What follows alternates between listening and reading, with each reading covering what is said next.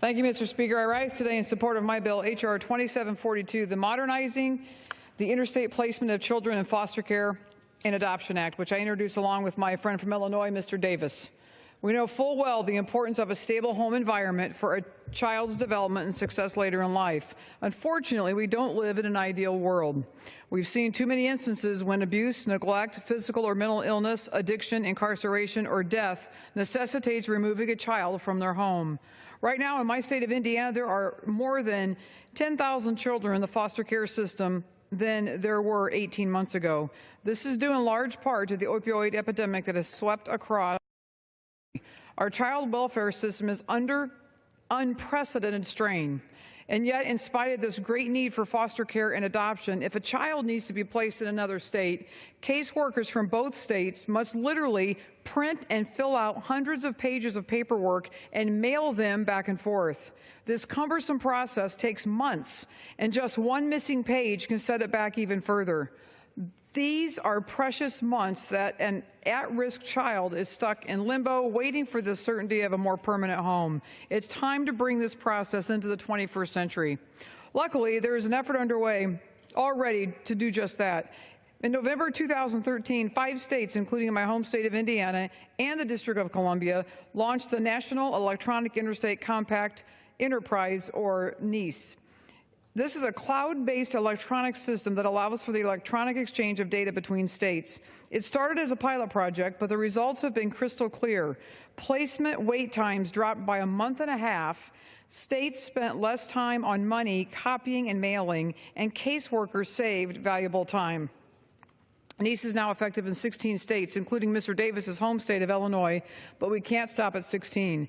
As it stands today, if a child in my district in South Bend, Indiana, needed to be placed with their grandparents just 11 miles away in Niles, Michigan, the 2 states would have to undertake that arduous paperwork process because Michigan is not a part of NEIS yet. All states need to be a part of this system in order to realize its full benefits.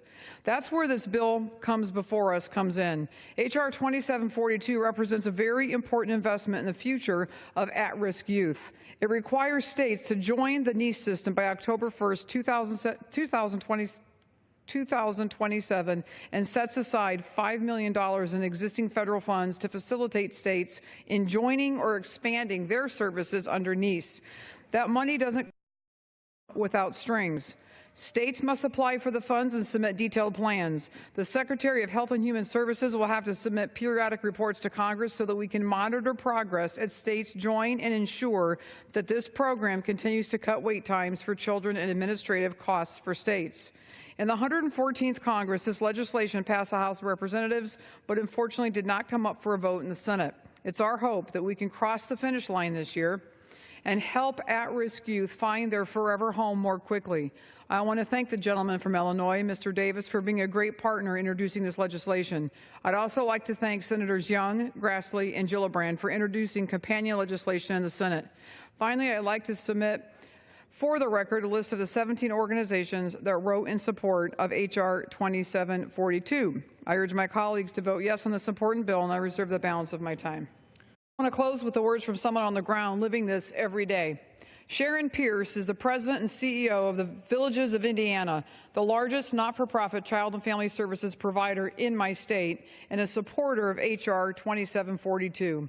I quote, "The NEIS system," she says, "is going to be invaluable in helping both the public and private sector child welfare agencies reduce considerably the length of time a child needs to wait for a forever family." This isn't just a good government bill, Mr. Speaker. Sure, we're reducing costs and paperwork, and we can attach all sorts of numbers and dollar figures to that. But the most important thing that we're doing here is we're giving at-risk youth a more permanent home sooner. We're giving them hope sooner. We're giving them a chance to actually thrive sooner. I urge my colleagues to vote yes, and I yield back the remainder of my time.